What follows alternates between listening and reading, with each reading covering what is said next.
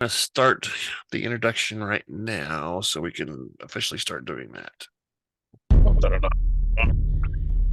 Welcome to the Rebel Alliance Briefing Room podcast. Hear that? We are here to podcast about anything and everything Star Wars with you. Please visit our website where you can play current and past episodes.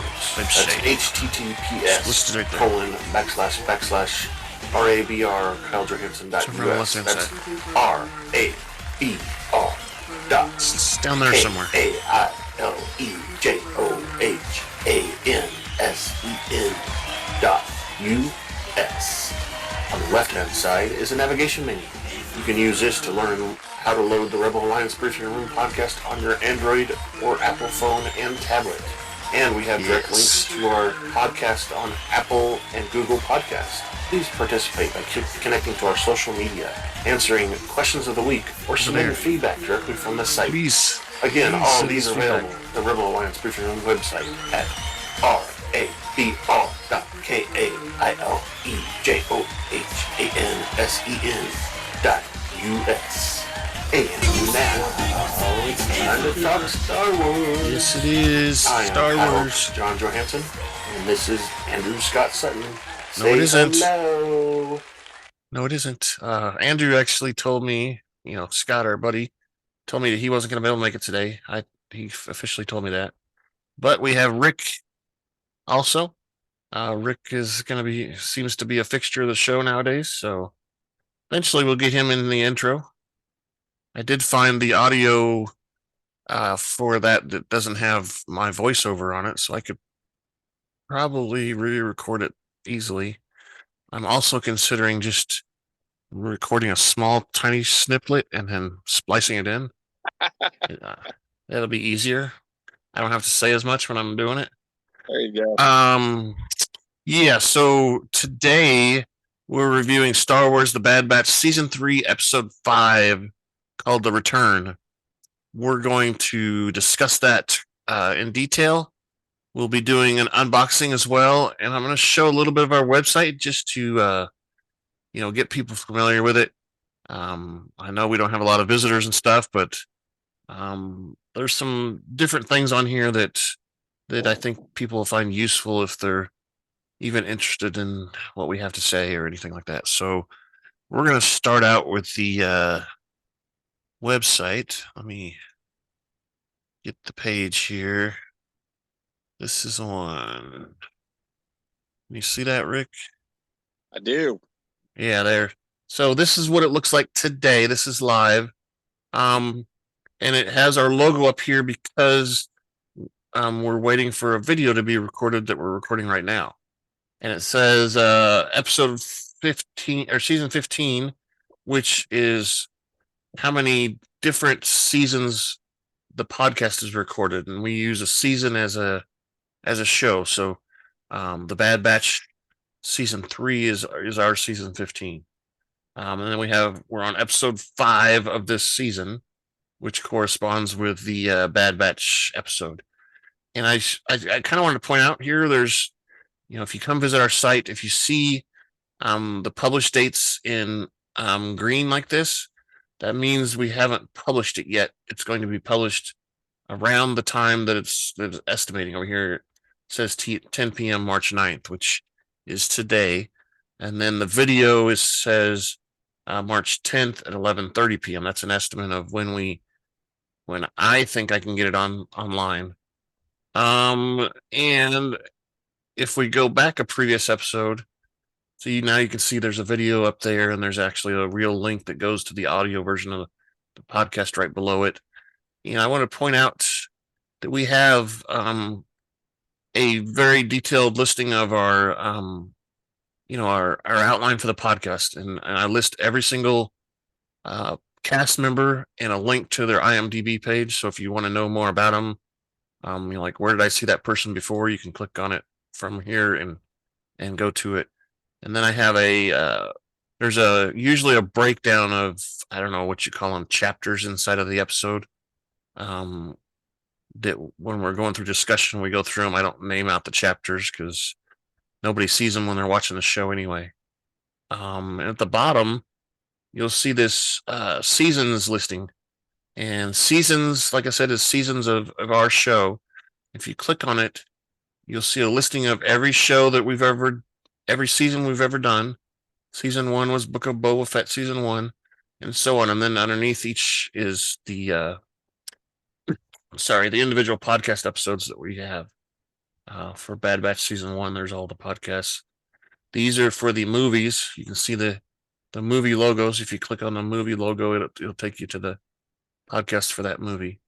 I don't want to spend too much time on most of this, but I wanted to see there's a social media link on the left hand side, like we advertise. And so wait a second, it loads up, and we have our Twitter feeds here. One is the Super Duper Pod Twitter feed. This is a live version of the feed. And then I have Juan's Cantina has their own Twitter feed, which hasn't been updated for a while. But then I have links to our other social medias too. This link to Rebel Alliance briefing room on Blue Sky, and just for fun, I've created some feeds in Blue Sky, and one of them is Star Wars, of course. I've got one here for Kansas City area sports, which is a pretty good one. Anyway, on the left hand side, there's also this feedback link. You come to this form and you can fill it out. It asks you, what is your Jedi or Sith name? That's just another way of saying, what do you want us to call you? And then down here, you can put in your feedback of our podcast. Also over here is a link that says listen to podcast on. If you click on that, it gives you a listing of all the locations main locations our podcast is listed. It's all over the place on the internet. Most of those podcast providers have it. So, we're on Apple, we're on Amazon, we're on iHeartRadio, we're on this JO7, which is a Indian thing. We're on YouTube. YouTube is now hosting all the podcasts because Google Podcast is going away and they're switching it over to YouTube, which makes sense in a way, but I've gotten used to that thing. And then finally, for fun, we have a Star Wars timeline over here.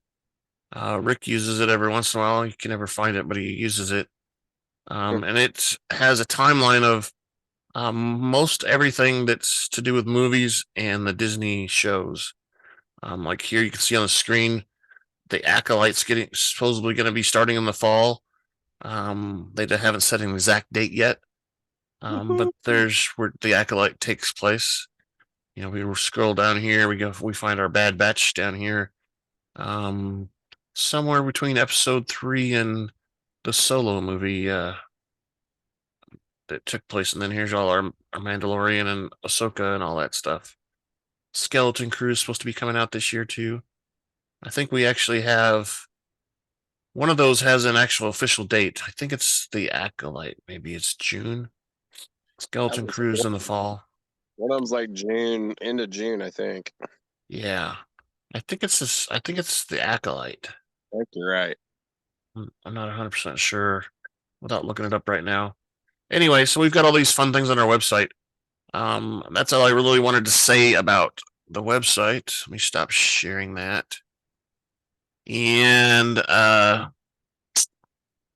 going to share again, though. If I can find the screen I want.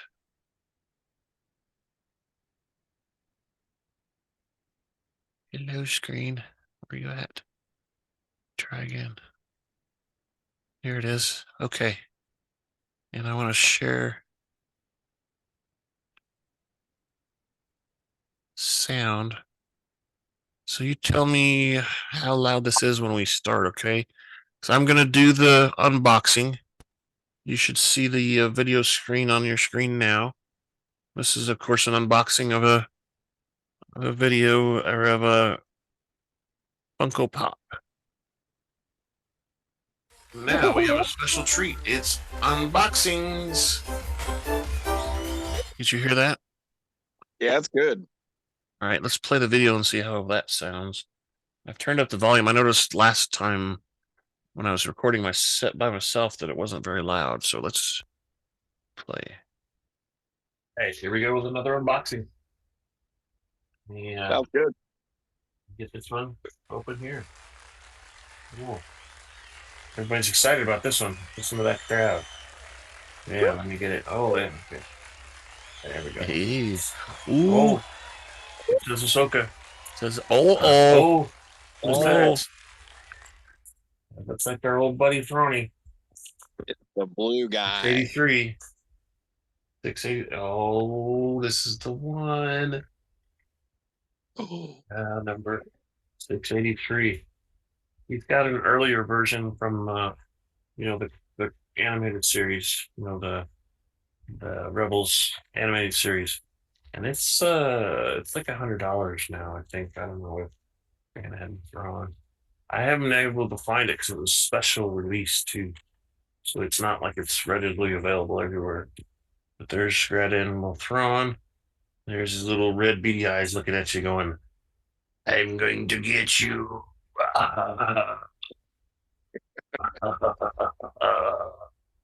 All right, that's the end of this one. All right, let's stop that sharing. There we go. That was a quick one, yeah. I'm kind of blue with envy. That's awesome. I got a blue Woody. Oh. You turn my audio back on. Okay, let's get some cheers from the people for the unboxing. Yay. Yay. All right, so that brings us back to our discussion and everything. I don't have any news necessarily except for what we just talked about. I'm going to push my spoiler button, though. Spoiler. Danger. Spoiler, Will Robinson. Spoiler alert. All right. All that really means is we're going to talk about the show and we're going to spoil anybody who hasn't seen it. So you better watch it. And at the end of the show, I'm going to probably mention the title of the next episode. So if you don't want to hear it, maybe don't listen all the way to the end. But I was going to talk about it for a minute because I think it has a little bit to do with our timeline and some of our theories and stuff. So anyway, the Bad Batch season 3 episode 5, The Return, had a very short cast this week. I don't know if you noticed, Rick, but it was only our Batchers. There was nobody else, no flashbacks, no, anybody except for the robot, the AZ that was holding the fruit up for. Oh yeah. Crosshair. That was the only other character. So, let me go through that list. So the director was Nate Villanueva, writer was Amanda Rose Munoz, editor was Matt Michnovetz, whatever. Music score was Kevin Kiner, Sean Kiner, and Deana Kiner, of course. And then our cast, as I said, was short. D. Bradley Baker plays Hunter, Wrecker, Echo, Crosshair, and Batcher the dog. I don't know, he doesn't look that big, really. Still a pup, I guess. Then there was Omega, who's played by Michelle Ang. And as I said, AZI-3 is played by Ben Diskin. And this episode originally aired on March 6th. It was about 27 to 28 minutes long. And it takes place in our timeline that we showed around 18 before the Battle of Yavin, which I always tell everybody the Battle of Yavin is when the first Death Star blew up. So what that means is we're going to do a commercial real quick so I can get a drink. Are you planning your next trip to Tatooine? Well, come on down to Pelly's Mod and Repair Shop, where our droids will spruce up your wagon. We'll service just about anything from Starfighter Corellian Y1300 freighter to a Vespa hovering scooter. If we don't have the part, We can get it. If you qualify for our special program, we'll provide you with any parts our Jawas can get. Squeaky clean. That's right. Come on down to Pelly's Mod and Repair Shop, where we can store, fuel, and upgrade your vessel. We're located at Tatooine's Mos Eisley Spaceport, Hangar 35. You can't really see my shirt, but this is Max Rebo, the band guy, the blue band guy. Yeah, He was in The Mandalorian, and he was in the original Star Wars and a couple other shows. Cool.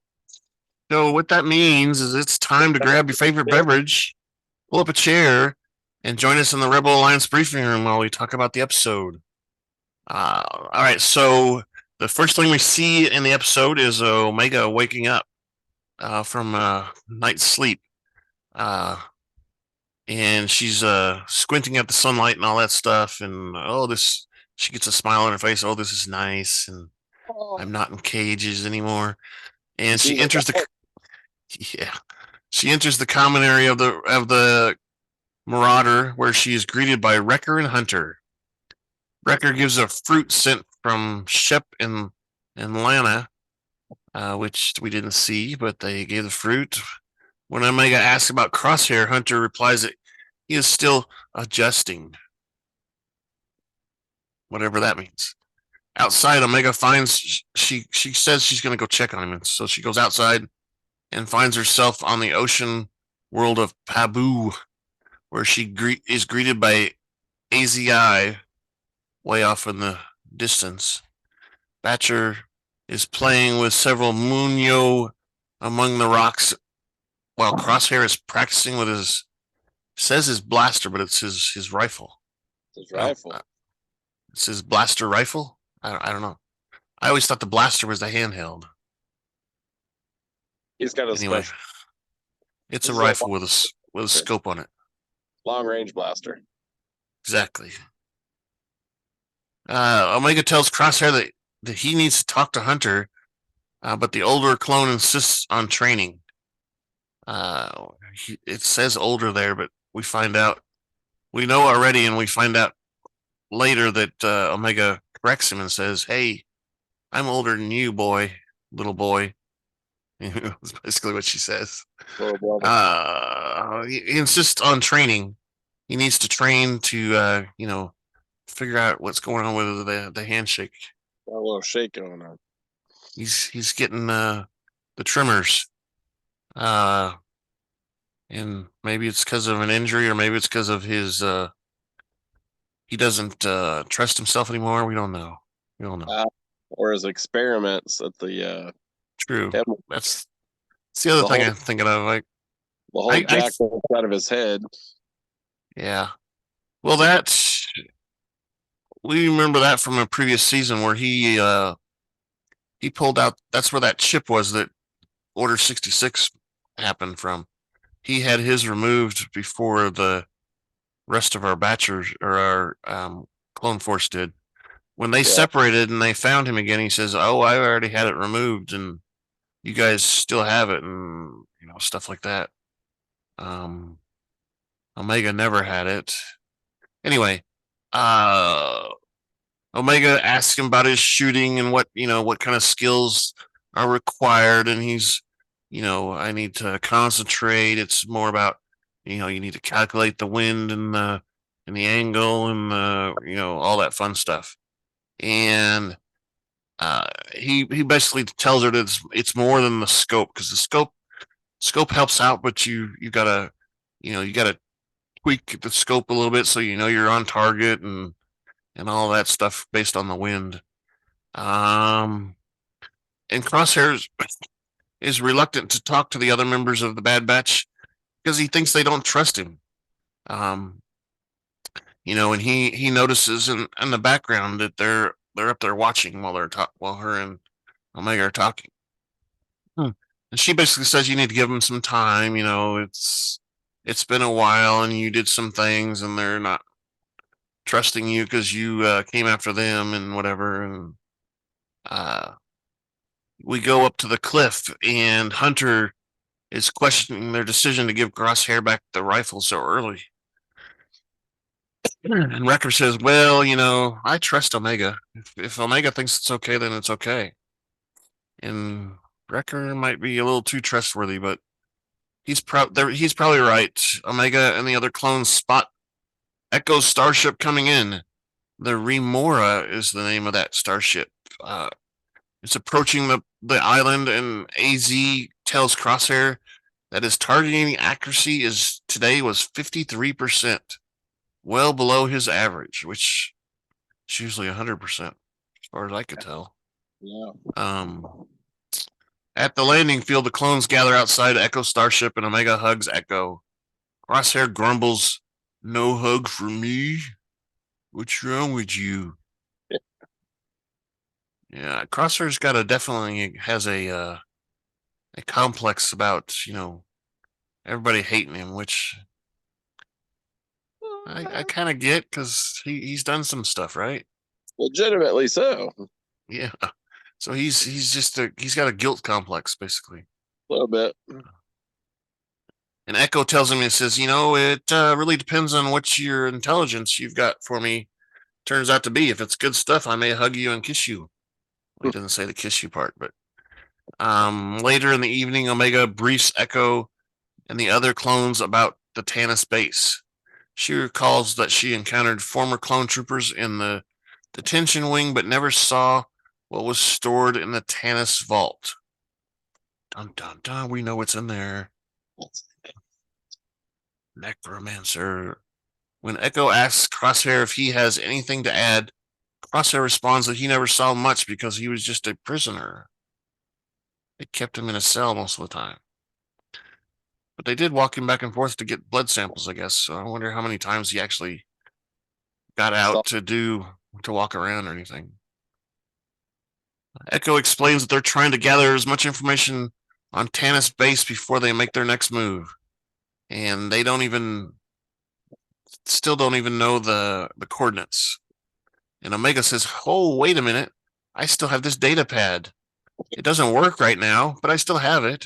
It's a piece of shit. It doesn't work." Oops, I said that dirty word. She believes that it can provide them with useful information if they get it back online. Oh. Hunter thinks it could provide schematics and coordinates of the base itself. Echo says that the Imperial encryption will be tricky to bypass in light of Tech's death. Moment of silence for Tech's death. We're sad. Okay. Crosshair proposes bypassing the Imperial encryption by accessing the Imperial terminal. That's kind of risky. I don't know. When Wrecker asks where they will find one, Crosshair says he knows of a remote facility. Easy to infiltrate. And we find out, that sure it is. There's nobody there. Because he killed them all. No. You smell an ambush. Yeah. Hunter says that he, Echo, and Crosshair will scout the facility while Wrecker and Omega will stay on Pabu. Omega protests about being separated again. She says, "We just got back together. Come on. You're my brothers." Hunter explains that they just got her back and he doesn't want to risk her getting captured again. And Omega feels bad about the clones that were left on Wayland, and she must do this. So later that night, let me go. If you don't let me go, it's gonna be bad. It's gonna be bad news for you. Later that night, Omega helps the other clones load supplies for their mission. Crosshair tells Omega not to be too upset with Hunter. Well, she is capable, but she is still a kid. And this is where Omega says, "Hey, I'm actually older than you, buddy. You're my little brother." Calls him little brother. Little brother's what she says. Wrecker passes Crosshair a chest containing his old armor and says they didn't feel right. It didn't feel right for them to getting rid of it. Hey, I just got a notification that we got a new follower on Twitter. How exciting. They're watching us live. Doubtful, but okay. So they didn't feel it was right to get rid of his old armor, so they kept it. And that's a good gesture too, showing they trust him and stuff. Poor Here's your old armor. We're going on a mission. You need to have it. as a sentimental guy. God, poor sap. Yeah, Wrecker is. Yeah, I don't know. Crosshair was a little different this time. We'll talk about it a little bit more here going forward, but he seemed to, I don't know, he was all grouchy with Omega when they were escaping, and now that they've escaped, he's like really friendly, which is kind of weird. But uh, Omega and Batcher accompany the Bad Batch to the snowy planet. So somewhere we missed it where they said you could go, but I need to take Batcher with me. If you take me, I have to take Batcher. We missed that part. We didn't say it anywhere. Well, that was a 4-hour temper tantrum that they couldn't put on there. So yeah, true. People are tired of the temper tantrum, so they cut it out, I guess. they just edited that part. So Echo's ship sensors pick up no life forms as they park outside the abandoned Imperial depot. Hunter notices the base is remote but not abandoned, and asks Crosshair if he has unfinished business on the planet. Batcher is stimulated by a sensor. When Hunter asks, Crosshair explains that the sensors were planted to deter raiders. Oh, my head that fell out. Your earbud fell out. Uh-oh. I want to be able to hear you, Rick. Swatted. Yeah. Crosshair explains the sensors were planted to deter raiders. Dun dun dun. Raiders. And Tusken Raiders in the in the snow. In the snow. Yeah, we've never seen that. They're always in the desert. Crosshair responds that the raiders have been eliminated, and Hunter says something like, "How are you sure about that? How do you think?" Oh. I did it myself, basically. Before an argument breaks out between Hunter and Crosshair, Echo tells them to calm down and focus on the mission to crack this data pad. When Omega reminds Crosshair that she advised him to speak with Hunter and not argue with him, Crosshair blames Hunter for starting it. It's always somebody else's fault. Yeah. It's somebody else's fault. Let me pass the buck. With Batcher's help, the clones remove the snow blocking the entrance to the depot, and it seems that Batcher is a better digger than the other ones, so they let him finish digging. Yeah. Once they get inside, they find several terminals, and Omega finds that the depot's power has been nearly depleted by the sensors. Almost gone. Echo decides they need to divert all power from the sensors to the depot so they can get into this data pad. When Wrecker asks why the Galactic Empire abandoned the base, Crosshair believes that it had outlived its purpose by the Imperials. Yeah, there was really not an answer. He didn't really give much. Yeah. And this is the episode, or this is the base where Crosshair killed the captain or whatever, the Imperial captain. Yeah. And they were already evacuating the base anyway. Yeah. So it makes sense. So inside the depot, Crosshair finds the discarded helmets and armor of his fallen clone troopers that he while he was stationed there. And they had them set up on a shelf and they were all on the ground, so he puts them back up on the shelf and kind of, sits down and reminisces about his time there. Helmets, Omega. Hunter is watching in the background, kind of wondering what's going on with Crosshair. And then Omega powers down the sensors and diverts the power to the main building. Examining the data pad, Echo learns more clone troopers are being held at Mount Tannis than he thought. Uh-oh. More than he thought. Outside the depot, something notices the sensors are down and begins approaching the base. Dun, dun, dun. Ground's shaking and Batcher starts to bark anxiously, ow, ow, ow, ow, which you think he'd be a little more, from what he's based off of, he should be a little more aggressive, but whatever. He's still Now a that pup. he's tamed, I guess he doesn't bark and growl like crazy or anything. Domesticated. Yeah, domesticated.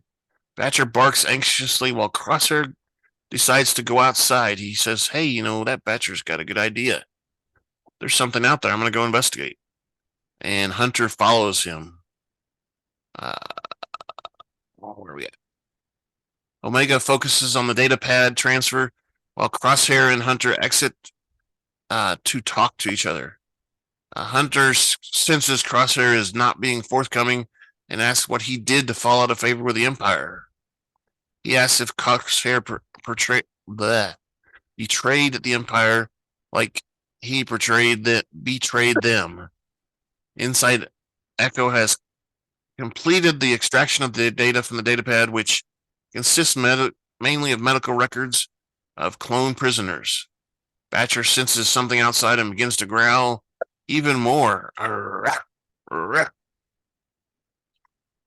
Outside, Hunter demands answers from Crosshair.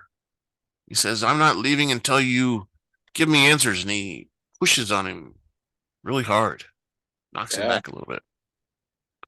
Crosshair tells Hunter that he killed an Imperial officer,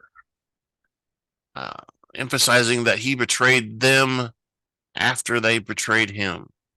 So the Empire betrayed him, so he betrayed them.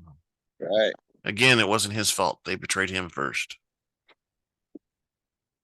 Crosshair says that he risked everything to send the message from Tanis, but they ignored him. Crosshair blames Hunter for letting Omega get captured and taken to Tanis.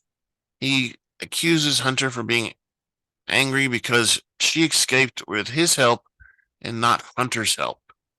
Before a fight can break out, they hear Batcher barking again. Arf, arf. A giant serpentine wyrm, and they spell it WYRM, emerges from the snow and chases the clones back to the depot.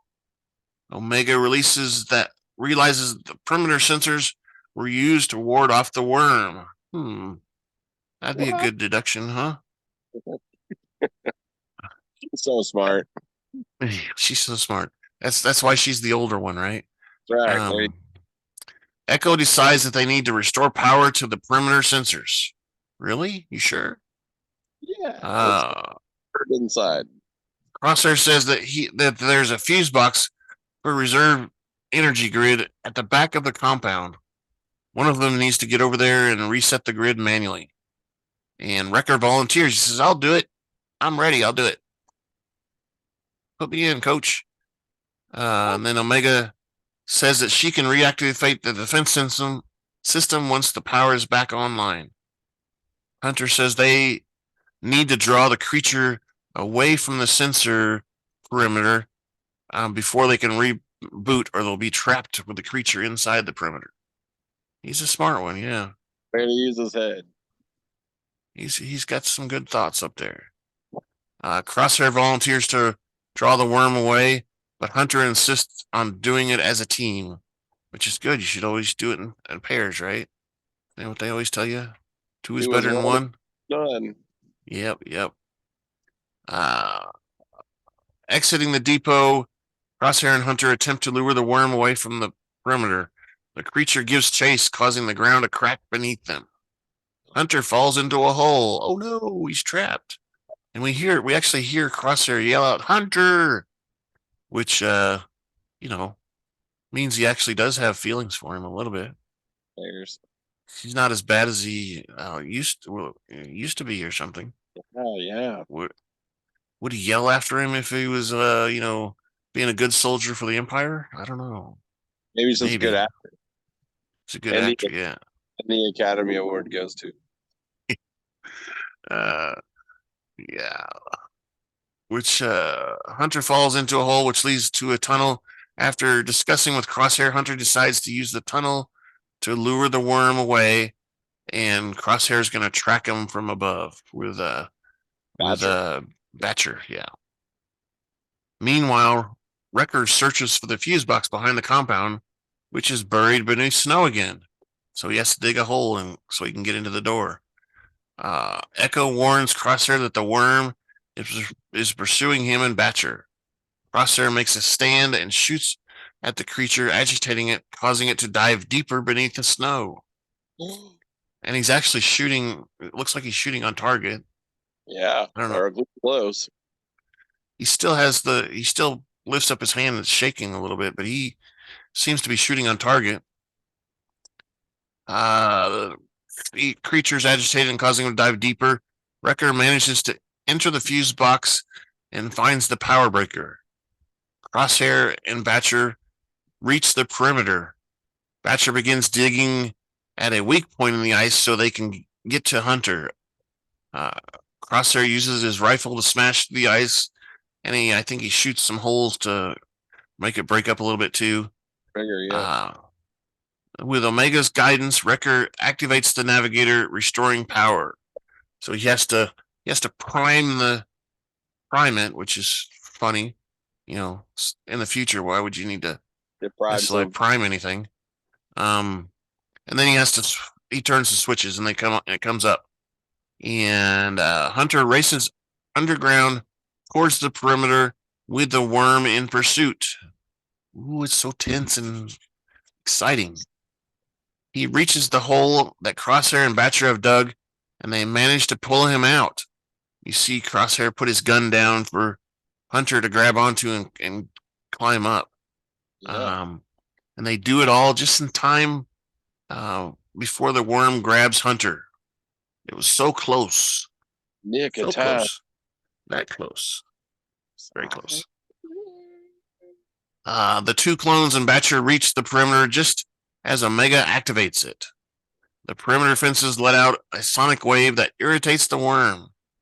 And it starts to whine and grumble, and I find it hard to believe, but whatever. It drives it away, and the worm turns around and leaves. Just because of a signal, but, well, I mean... They're probably playing Taylor Swift songs. Yeah, that's it. Yeah, don't say that too loud around your family. Batcher barks at the creature. Raff, we got you, Raff, Raff. Following their mission, Hunter and Crosshair return as friends. You know, because they had a moment together. Aww. Wrecker also hugs them both when they return. He says, I knew they would get back to settle things. And Echo is pleased that the rest of the clones managed to resolve their differences peacefully. Yes. While the datapad did not yield information about Tanis's location, Echo reassures Omega that the information she and Crosshair provided will help him and Rex find the clone prisoners. He assures Omega that she has done what she could have done and done what she should have done, meaning she's done everything she could have and she escaped like she was supposed to. It was very important that she escaped. Later, Crosshair speaks with Hunter, admitting that he underestimated the Empire's malevolence, their evilness, their cunningness, whatever. Hunter says that nobody really understood what was happening back then, because the Emperor was in control. That's why nobody understood. Still in control. Crosshair expresses regret for his past actions.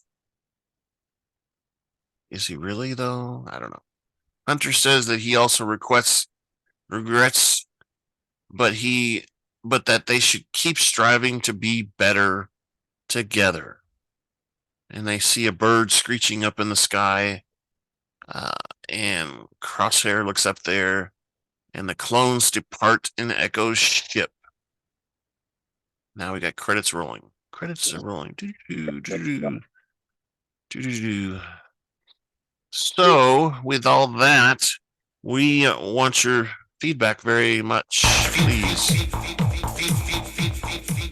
send us the feedbacks. You can do that by email, feedback@kylejohansson.us. We have the link I mentioned on the website. It's on the left-hand side that says feedback. You click it, it's a form you fill out, and it comes to us. We are on social media on Twitter @super_duper_pod. Blue Sky is at Rebel Alliance Briefing Room, one word. And of course, we post videos and audio to YouTube, so you can comment there as well. All right, Rick, what did you think? This one was one of the more boring ones. Really? I mean, there was stuff that we knew was going to happen. We knew Echo was coming back. We knew there was going to be that, So reunion. more predictable than anything, is what you're Yeah. saying. I mean, it was just there wasn't a lot, and there weren't a lot of characters. I mean, like we said, it was the Batchers and Batcher and the robot. That was it. I mean, it was something that had to happen. I mean, we had to have it happen, but it was not very eventful. And the data, they didn't really get anything. I mean, from what we know, they didn't get anything exciting off the data. Like they didn't even leave us with anything like oh, there's a tidbit of, ooh, there's a little more. Not really. I mean, they basically realize that getting to the base is more urgent now because there's more than they thought. But that was really it. That's all they found. Yeah, so I don't know. It was okay, but it was just kind of like, But I understand the purpose of it. So I bet if in future episodes, they're going to find out that they looked at the data more and they're like, what are these guys doing? Oh, why are they looking for M count? What is an M count? Yeah. I think they're going to dive deeper into that and find out. But I don't know. I'm still sticking with my my theory that we're going to end up with Omega surrendering herself to the Empire. Think so? I think so. Still, yeah. Could be. I don't know. So, what's your thoughts on Crosshair? Is he a double agent? Is he on the up and up, or what do you think? I don't know. He's doing an awful good job of looking like he's reformed again. I guess I don't know what you would call that. I still have my suspicions a little bit, but also I want the team to be together too. So, I'm hoping that I'm sure the next episode we're gonna see, everything seems to be back to normal. But again, is he still playing that game, or is it real? I don't know. Part of me, and Hemlock's got him like he implanted something because that whole thing on his head, like I get, he was damaged or whatever, but I think there's more to that. And these guys, when they were having him, they were walking him back and forth, like they were doing something to him. They weren't just drawing blood. I mean, so that's a little bit about part of me that says that, oh yeah, he's kind of under that. But the other part of me thinks that now that he's back with these guys, he realizes what they're doing. Okay, maybe he did something bad, and now he can, do something to redeem himself. I don't know. Yeah. I'd say it's about a 90-10 right now that I think he's on the straight and narrow. The 10% is that, Hemlock's got something up his sleeve, Yeah, it could be. I don't know. I mean, if he's got the full power of the Empire behind him, which we know the Emperor said he did, he could call on any resource he wanted, right? So, they've got to have, they're going to find him eventually. I'm just worried that they're going to find the Pabu too, which I also hope they don't find, because I think that what Crosshair's been through, with the Empire and with obviously the Batchers as Clone Force 99 and in general, that he's probably likes the idea of retiring on this planet. He hasn't really said that per se, but it feels to me, probably because he complains a lot, but feels to me that Crosshair's been through a lot more than the rest of our crew has. I think so. I think after he left them and went with the Empire, he was forced to do things that he didn't Yeah, want to, but he did because he felt like he was obligated following orders. And yeah, now he realizes that following orders was not necessarily the right thing to do. And so yeah, exactly. that's why I don't necessarily think that he's on the, he's going to do harm intentionally, but I also think there's a possibility that he might have stuff that he doesn't even know or is aware of. Yeah, because I mean, he's been knocked out cold a couple times when we've seen him on one of those beds or whatever. So they could be doing anything while he's out cold. And we know that they've put chips in him in the past, so who's to say what chip they put in him now? So Right. I Exactly. don't know. I think he's on the up and up for the most part, the majority part. But I also think he thinks that he's done so much bad that he can never redeem himself necessarily, or maybe he can. And does he think that they will, trust him enough to be able to redeem himself? I see something bad happening to him before the series is over. I see him like sacrificing himself or something Yeah, kind of like maybe so. so. Maybe so. I don't know. I mean, I think it's weird that our team is retiring basically to this island. Yeah. Because they have an inherent need to serve. Because that's what they were cloned The and purpose. spliced and designed to do. And that's why in my mind that's why Crosshair did what he did, is because he knew that he was bred to follow orders Yeah. on purpose. And why should he question those orders? That's what he's been trained to do for his whole life. Which you know to be honest, that our military does a little bit of that too. They're Oh, for sure. if you don't follow orders, then you can get court-martialed and whatever. Sure. Same thing. And as a clone, I could see where that would be more detrimental, because if he's not in the military, what else is he going to do? He doesn't know how to do anything else. He doesn't know how Well, to go fix and mod repair. and we've seen that with Rex and the other clones that Rex has kind of helped out too. Like they don't have any other skills, so they're like Right, coming back in time to adapt. Which right, I mean, that's an age-old connection between people who've served in the military and seen combat and seen things like that, to come back to a world that is completely vastly different and acclimate back right. into. So And then they've got you know a little bit of PTSD yeah, from for sure. what they saw and what they did. Yeah. You know, I don't know. because it's I think his character is definitely the more conflicted, complex right now. right. I think so So, too. I mean, Hunter and Wrecker are pretty much the same as they have always been. yeah, Um, you know, and maybe Echo too. Echo is a tiny bit different because he's working with Rex now, but it's still the same. yeah, Echo is actually doing more work. It seemed like when he was with the Batchers, he wasn't doing as much. Everybody else was pulling the weight and yeah, stuff, and yeah. now he's pulling weight with Rex. So He has a um, purpose now. He's found a niche to fit into and do exactly, something purposefully. exactly, and yeah, and that's why we see them in the Rebels later. We see Echo and Rex are in the Rebels doing this stuff that they're supposedly doing. Um, I don't know. I'm trying to think. And like I said, Omega is an unknown because she doesn't exist in any other time, any other show. Yeah. Um, there isn't even a mention of her in any of them. Nothing.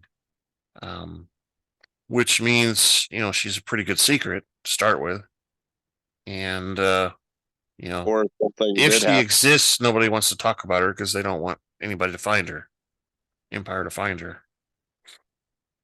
or something has happened to her, and the only people that do know her are the people that are the Bad Batch, and Yeah, the limited contact that she's had with folks. yeah. So who I don't know. knows? I it's just weird, there's that it's always been a plot hole in all of Star Wars. This how the Emperor came back to life. What was his focus? There was always talk about this bigger plan that we never knew about. They never talked about it.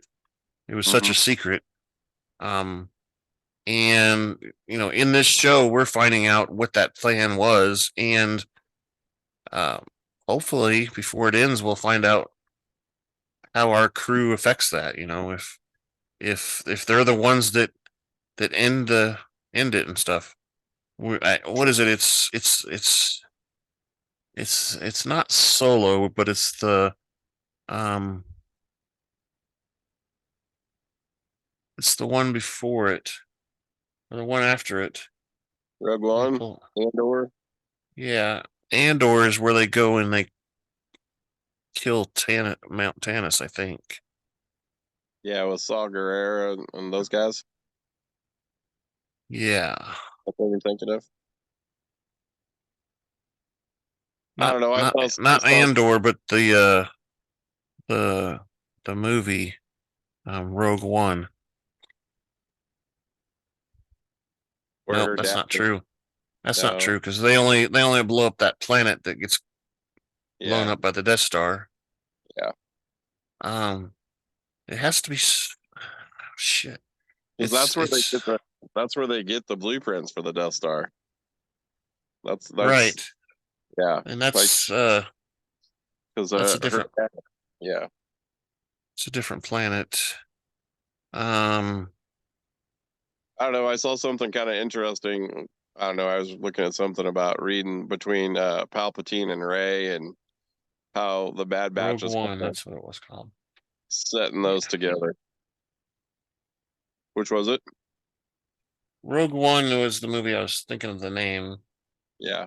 I did say that, but I don't know. I swear one of those movies they destroyed Mount Tannis.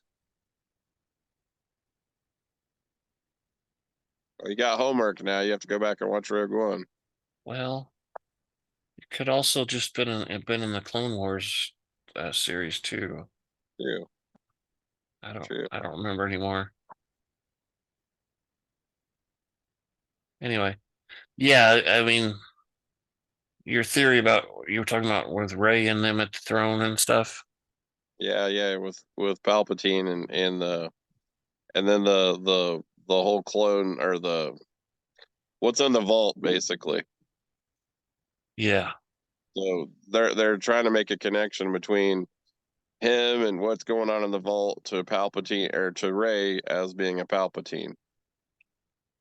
Oh, So you think Ray is a clone? That's what you're trying to say? well, no, they are saying that Ray's dad was one of Palpatine's clones that didn't, make it or wasn't successful, and that's how they're connecting Palpatine to Ray.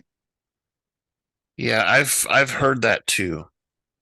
So, Um, that his dad, her dad, um, was actually alive. In the Rogue One where they talk about, or not Rogue One, where they talk about her parents being kidnapped or whatever. mhm. They were both there, but he eventually either died or he was killed. He got killed by the Empire somehow. But I think you're right. I think he was a clone. I've seen that somewhere else too. Um, I don't know. I just saw it like a couple days ago. I thought it was kind of interesting. And then I didn't like follow up. I just, kind of saw that little, like it was kind of like a timeline, like a family tree kind of thing. I don't even remember where I saw it, but like they went with Ray and then Ray's dad. I can't even, Dane or Dalpy or whatever. I can't think of what the name of it was. And then they were saying that he actually was one of Palpatine's clones, but didn't meet the criteria for Palpatine because of the metachlorian count not being high enough. And somehow he wasn't terminated or gotten rid of, but went on to survive. And then they were going back saying, well, he was one of the, clones that was in that vault there on Tanis. So, could be, and I don't know. I think part of Palpatine's plan, um, was always to have Ray by his side in the end, meaning he there was a reason why she existed. Yeah, yeah, She didn't. It wasn't just because a clone went and had sex with some other person or whatever. It was yeah. because he wanted someone to be by his side at the end.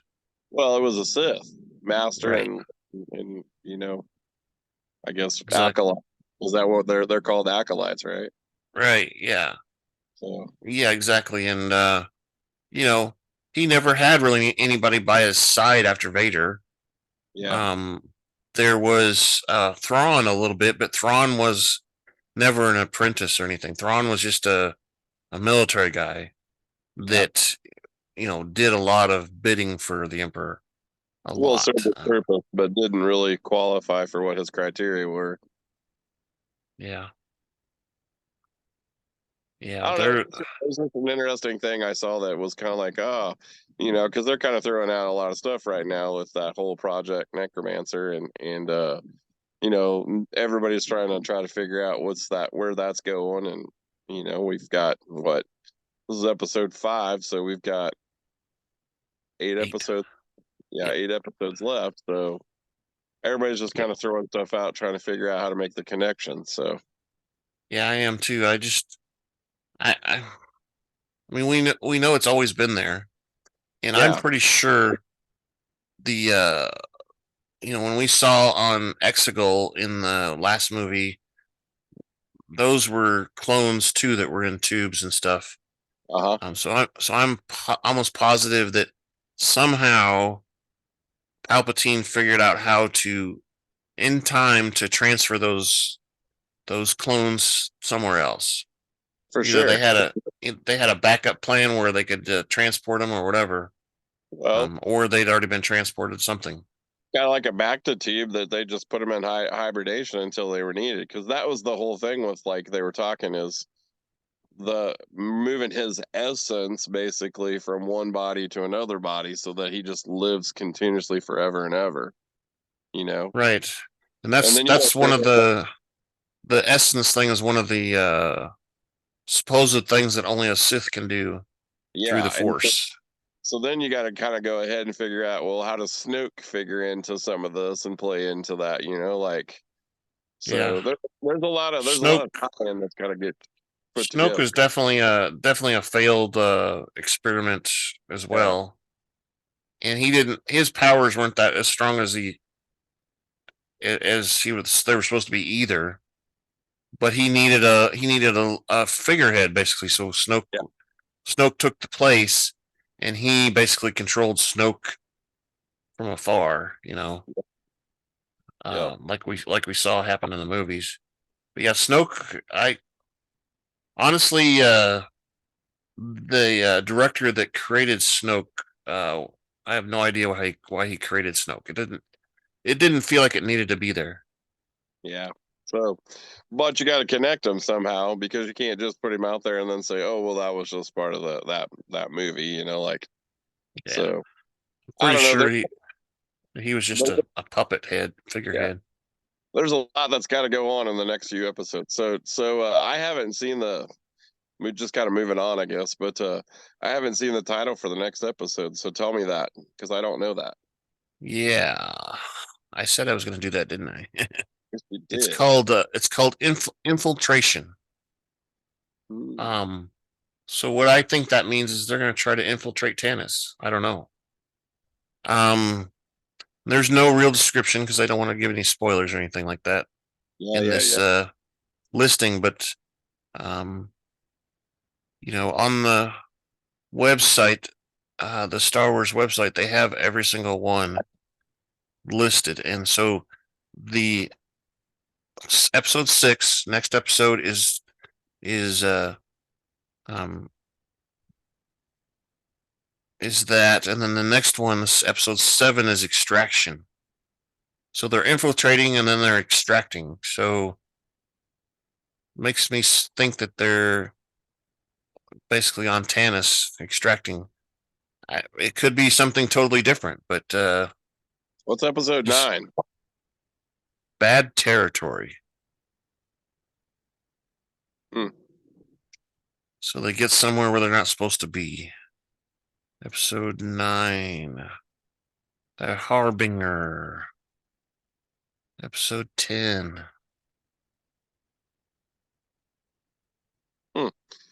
Well, that makes me kind of think maybe that they're infiltrating to go get the clones. Like now that they know there are more clones on there than what they initially thought. Now Yep. do we get Rex involved and some of the other clones that go help release or help these other clones that are on Tanis escape, and then that's the next episode is when they're extracted and then we exactly. learn more about what they were doing to those clones on Tanis. So you said Harbinger, right? Is the next one after that? Yep. So what's the next one after Harbinger? So that was 10, right? Yeah. 11 is, it's Identity Crisis, which maybe we find out about Crosshair then. I don't know. That sounds like Crosshair, but sounds almost too easy. So that might be like what your thought is with Omega. Yeah. Identity Crisis. And then the one after that's called Point of No Return. That'd be episode 12. What's the last episode? Do they have it named? It's episode 11. 12 is Juggernaut. Something big. Yep. Maybe a ship. I don't know. Could 13 is Into the Breach. So they're breaching something. That might be when they actually go to the vault. Could be. Flash Strike is the one after that. So that's a continuation of the other one. And the final episode is The Cavalry Has Arrived. So maybe they attempt to get to the base a couple times. Could be. Yeah. Or they break someone out from somewhere else that they need help to do the final That's interesting. Attack. Well, so based off that, I'm going with they try to go to Tanis to get clones out. They release clones. They get more information from the clones. They put together a plan to go overtake Tanis and destroy it. And then I don't know what happens. I think they try to get to the vault and find out, what's inside the vault. And when they get there, I wonder if they rescue like Nala Say or Emery Carr, the other clone. Wonder if they rescue one of those people, and obviously they know a lot more information than we've ever told us. They might go. They're going to try to get Nala Say, but in the process, they also take Emery with them. Yeah, see, Nala Say knows quite a bit because she's been to the vault, and she knows exactly what everything that the Empire's trying to do there. Exactly. Because she's the key. She's the cloner. Yeah, and will they get them off the planet, and then they come up with plans to go back and destroy it or whatever. And that might be at that point whenever they get to the vault that, like your theory plays out, where Omega basically sacrifices herself for the the good of the rest of the group.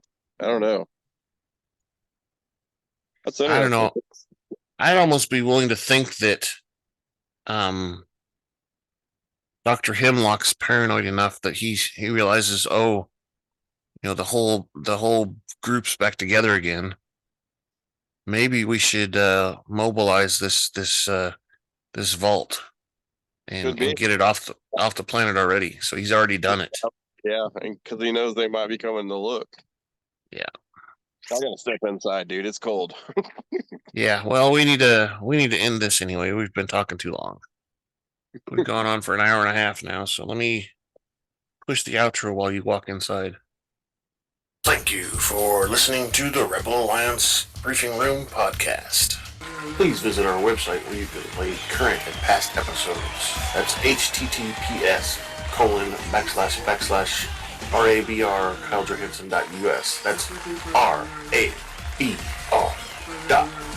KAILEJOHANSEN.US. On the left-hand side is a navigation menu. You can use this to learn how to load the Rebel Alliance Briefing Room podcast on your Android or Apple phone and tablet. And we have direct links to our podcast on Apple and Google Podcasts. Please participate by connecting to our social media, answering questions of the week, or submitting feedback directly from the site. Again, all of these are available at the Rebel Alliance Briefing Room website at RABR.KAILEJOHANSEN.US. This podcast in no way is approved, sponsored, or owned by Lucasfilms Ltd., Disney, Disney Plus, or any of its subsidiaries. All opinions are solely owned by Kyle and or Scott, and in no way express the views or opinions of their past or present employers. Views and opinions are not supported or restricted by Lucasfilms Ltd., Disney, Disney Plus, or any of its subsidiaries. Any rebroadcast, reproduction, or any or other use of this podcast and its affiliate sites without consent of Super Duper Podcast Network and its host is prohibited. We'll do it. I am Kyle John Hansen, and this is Andrew Scott Sutton. Nope. Say goodbye now. No, Andrew, he's taking time with doing whatever. But we've got Rick, and it's not a but. It's he's here more often than not, so we welcome Rick. And that should do it. So we will see you guys next week. We've given you a lot of information this week, and hopefully we'll see what happens next week. Bye-bye now. Bye-bye. Recording stopped.